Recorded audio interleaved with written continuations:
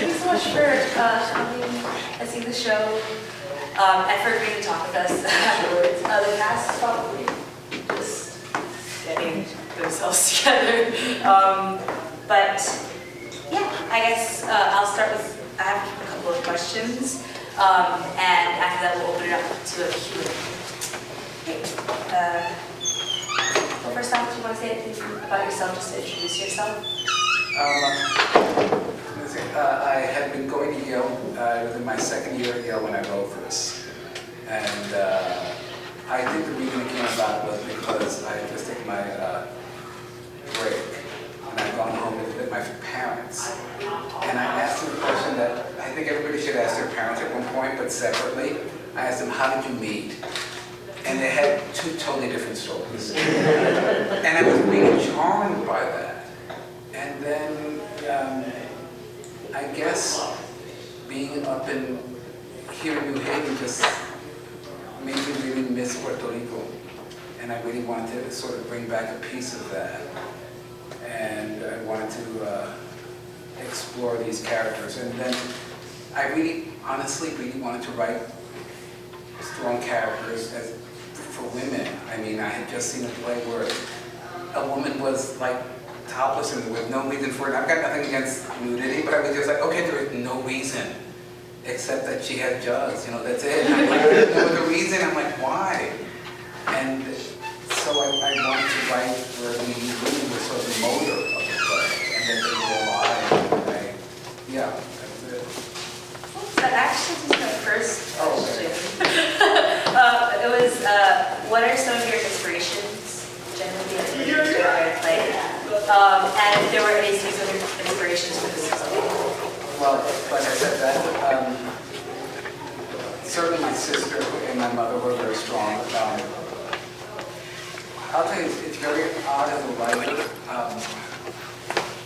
I've said this before, I will never see this play once my mother passes. I won't get to see it. So I'm very glad I get to see it, and I'm going to be seeing it in Puerto Rico soon, but really, once you pass it, that play, done. I think you're inspired by people in your life and stories. We all have stories that in a family, you just keep hearing the same stories over and over again. And then there comes a point where the person who says them is no longer there and you sort of miss that story. And I guess I wanted to honor that. And how you write a play is little pieces that you keep putting together in your brain until there's a trigger. And that's what opens up the play for you. And for this play, was reading that line, will you be having fries with that? I heard it all night, just repeated over and over in my head, and I had no idea what it was saying. It drove me nuts. And so I said, I just put it down on paper, and I had one.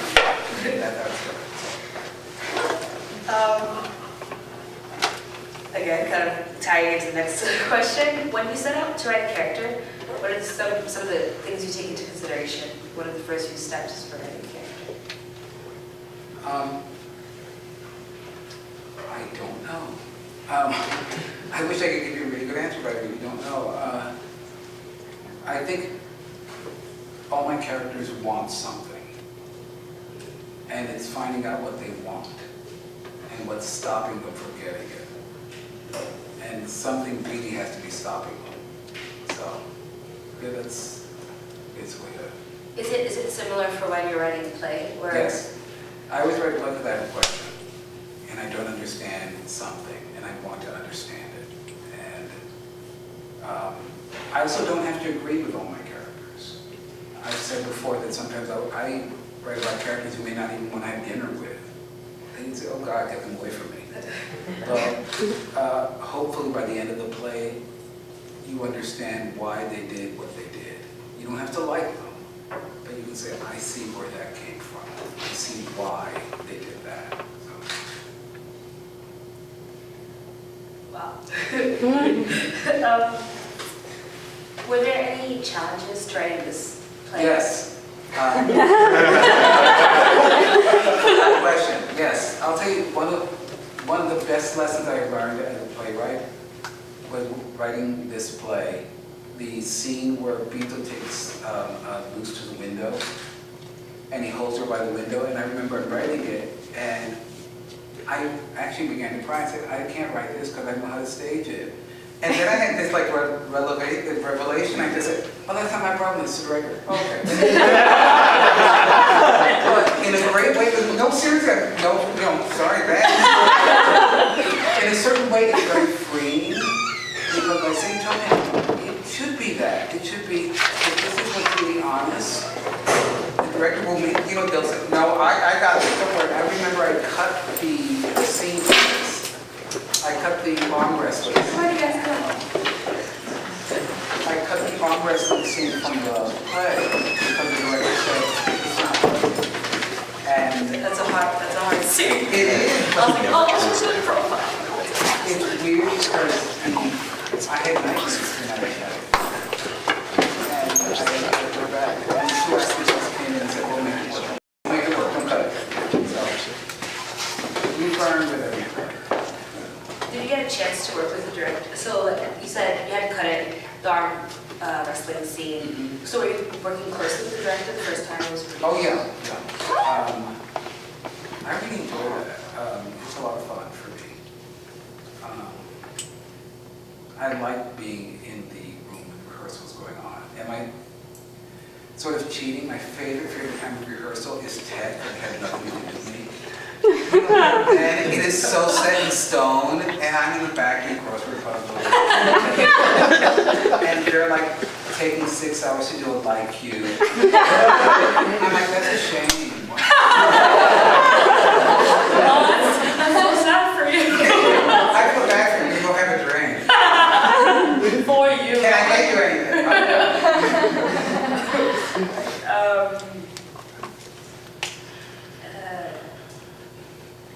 Okay, just kind of like follow on the last question. Was there anything easy about writing this play? Something that you knew from the get-go that was going to be? No.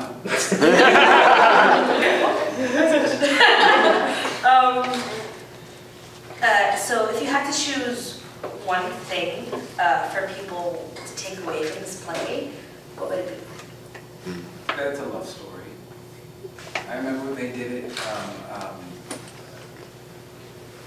I learned two things. They did the first production I ever had outside of school with a workshop with Seattle, and I had never been on the other side of the audition table, and I was sitting there feeling very full of myself, very like, wow, isn't this great?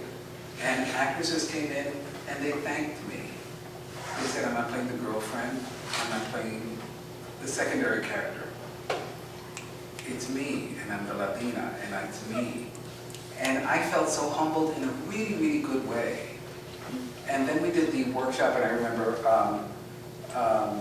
there was a question and answer period, and this woman raised her hand and she said, why can't Fatima and Maria just stay together at the end?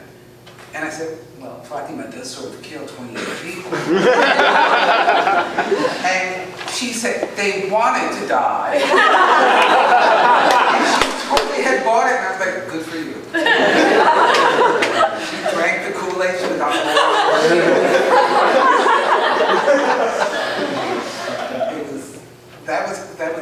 when you see a play with an audience, it's really kind of eye-opening. I will usually sit in the front, because if I sit in the back, I'm just watching people, and I watch their head, and I see, why are they looking over there? What's the matter? Why are they looking at the wall? What's the matter? So, yeah, I can't. I have to sit towards the front. So, that was my last question. Does anybody have questions? Yeah. My name is Diego. I'm visiting Yale, another university. And my question for you is, which part of the play, or which line, which scene are you most proud of because you saw it, like being executed, the way you wrote it was like, that's just the way I wanted it. I'm very proud of it. That was a witty line. Like, is there any?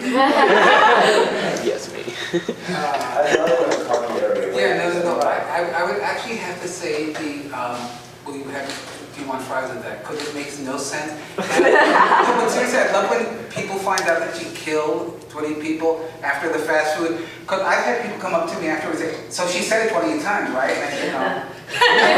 But then because in the beginning, it's like, why is she saying that? Why is she saying that? It's almost annoying. Why is she saying that? And then when I love when the audience had that aha moment. And it's like, I was there while it was happening. So that's probably, if I were going to say anything, because I have no idea how it works, and I wouldn't want to take it apart and try to figure it out too much, because I probably would ruin it, so. I tried counting it. I was like, Yeah, no, it's not there. 12, 20, 20. Any other questions? Yes. Hi, I'm Dan. I was wondering, since you wrote it at Yale, what sort of support you might have gotten while at school, or like how that might differ from the sort of support you get as a playwright now, or like what sort of. Well, when I was going to Yale, it was very good and weird, because playwrights were not guaranteed productions. So you had to like earn a production, which I always, to be honest, found very unfair, because it's a school, it's about learning, and we're all here to learn. And you know, directors are guaranteed productions, actors are guaranteed they're going to be in a play. Writers, you're like, well, maybe you'll get a production, maybe you won't. I was very fortunate, I always did, but I had a roommate who had one play done the entire 3 years he was here. He paid the same tuition as everybody. So it's just like, okay, that's not fair. The plus side was you were working with people that you really liked and knew. And I loved being in the rehearsal room. Like I said, it was a very joyful experience for me. It was insane. This is the play they're going to be doing in Puerto Rico in a few weeks. I've never heard any of my plays done in Puerto Rico, and I've never had one done in Spanish there. So I'm probably going to have a nervous breakdown in the audience. There's going to be family as far as the eye can see, so it's.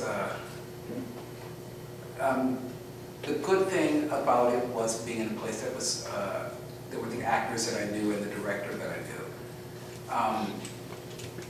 But the bad thing was feeling that not every playwright was being given the same opportunity. Because it's about trying stuff and sometimes it fails, and it's okay. It's okay, that's part of the learning process. You have to throw a scene out there and say, oh wow, that didn't work. But you have to feel safe enough to do that, you know, so. Yes. I just wanted to make a couple comments. One is that I'm very touched by your statement that it's a love story. It's a love story in so many amazing ways. Every single little detail. Now, the other comment was I've seen it twice yesterday. And I have to confess that both times I cried when my daughter died.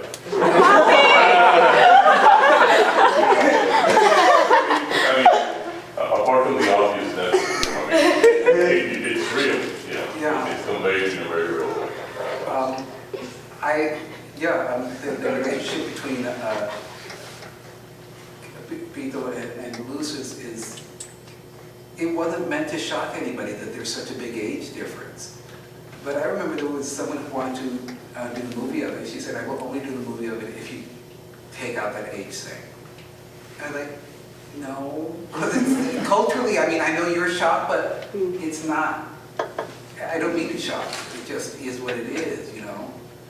And I think they do love each other, they've been in each other's lives forever, but there's resentment, you know, it's like a normal couple, and that's what it should be, so. Next. I love it that way.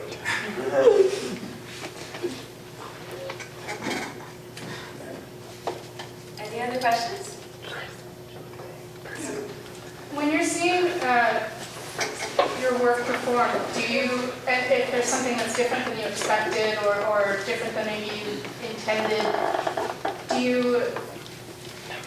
is it hard to accept it? Do you resent that, or do you feel like, oh, great, that somebody could find something new and whatever?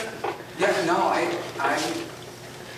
always respect the work, and that's the most important thing.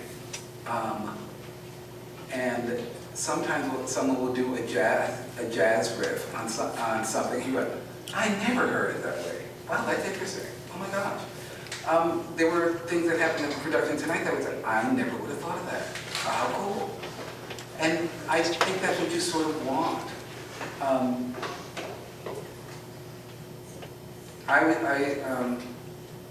think that when you have an actor come in to audition for you, you know you have the right actor when they pick up the sheet and they read it like sheet music. But then they get to these little parts where they do their own little riffs, and you're like, what are they hearing in their head? That's kind of cool. So, you know, you want to be able to play, and you want to give that space for someone to try something different, you know. You don't want them to reinvent the wheel, mind you, but, you know, you want them to have the arena to play, sure.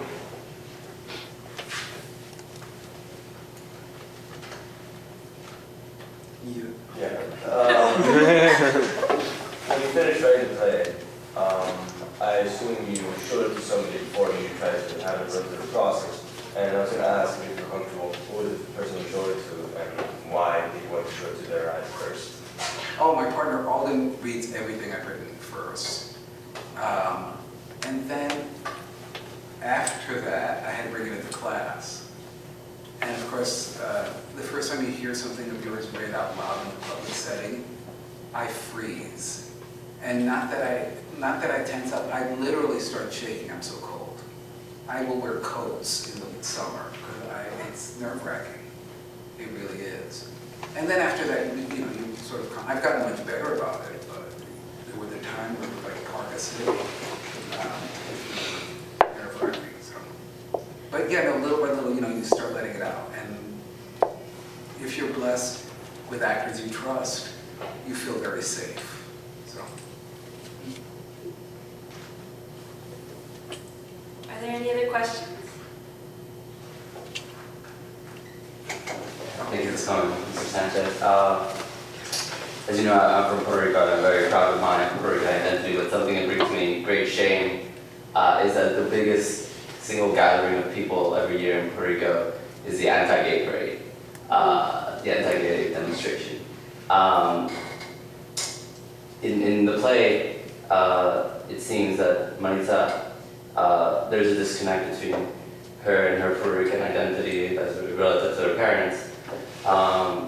But I read a novel recently, Borderlands La Frontera, where the author actually uses her queer identity to, she links it very, very intrinsically with her Chicano identity, so that she doesn't see them as separate, as necessarily separate. So I was wondering, was that on purpose? This Maritza is her sort of alienation from the more traditional culture of her parents related to her identity? Do you see them as necessarily opposite? I never had before, but there's clearly in Maritza a disconnect of her life, and she's trying to be who she's supposed to be. And it's Fatima who keeps calling her on. You're trying to be someone else. And even with her mother, the mother rather would have the other sister. And you're like, wow, that's a dead one. You still rather have the dead one. And she would. And I definitely think that at the end of the minute, it's a different person. And maybe for the first time herself. But it is a major journey for Maritza. And it is a love story between Maritza and Fatima. And it's an unexplainable one. And that's how it should be. That's really how it should be. For me, anyway.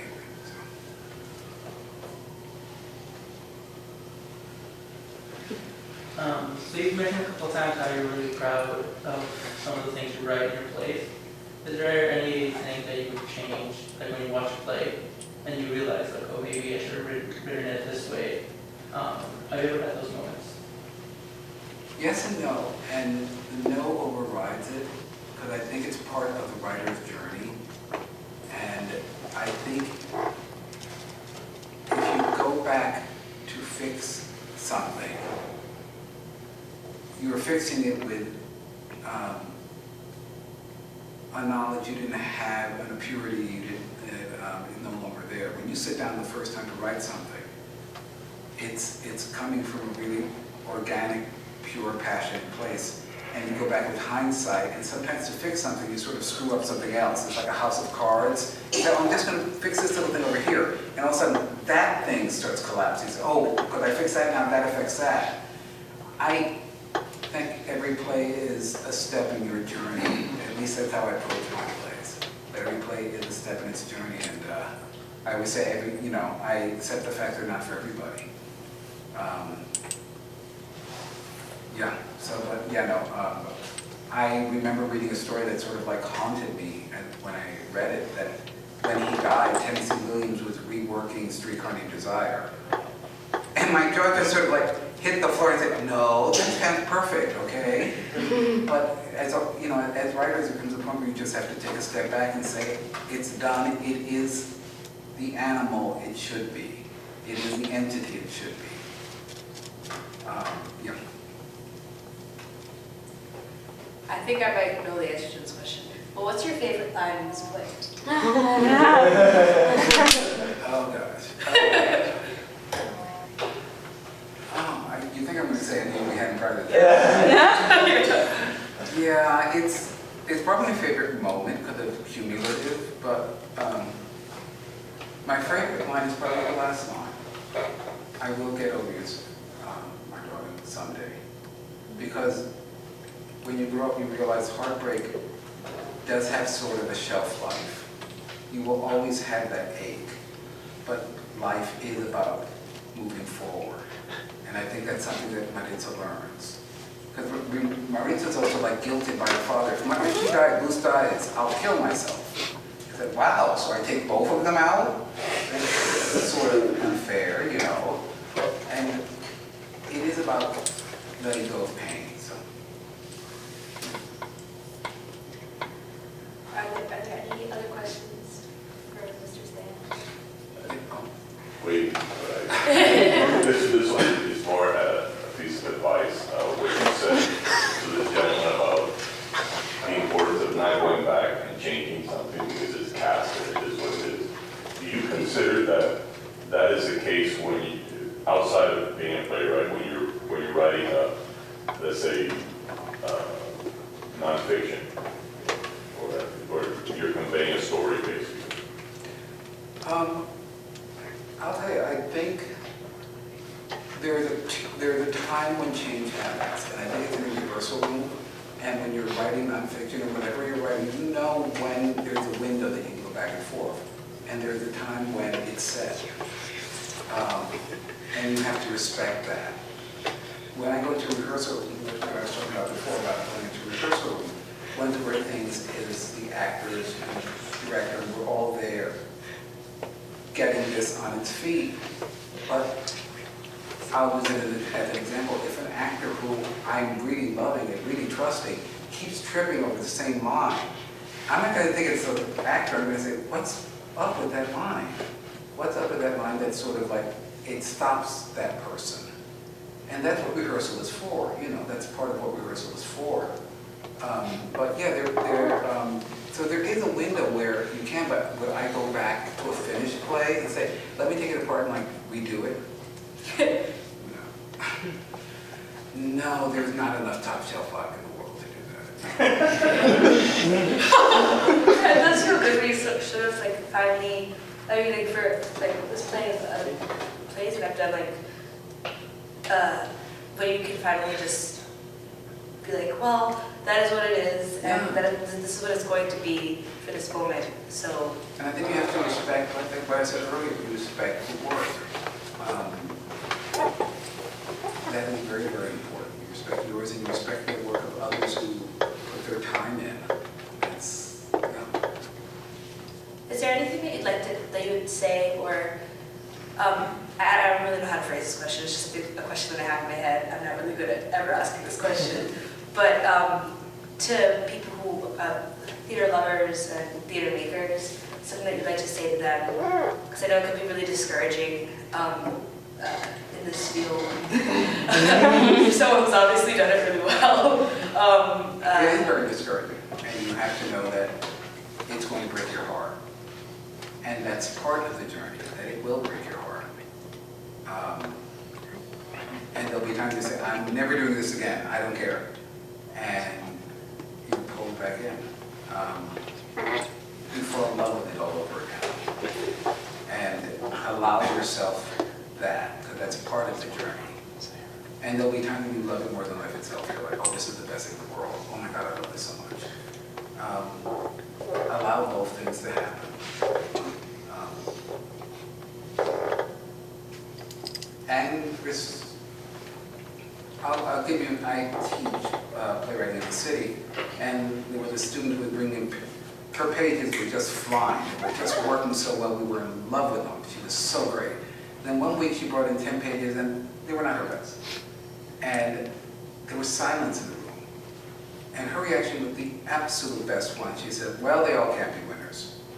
And yeah, that's it. You'll freeze yourself otherwise. You will freeze yourself. And you don't want to do that. Yeah. Well, I think that is a good place to end it. I want to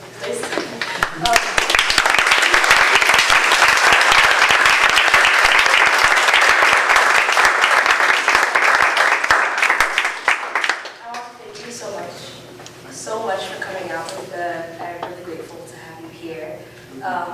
And I'm really grateful to Eddie Ortiz, president of the Teatro de Yale, who helped make this happen.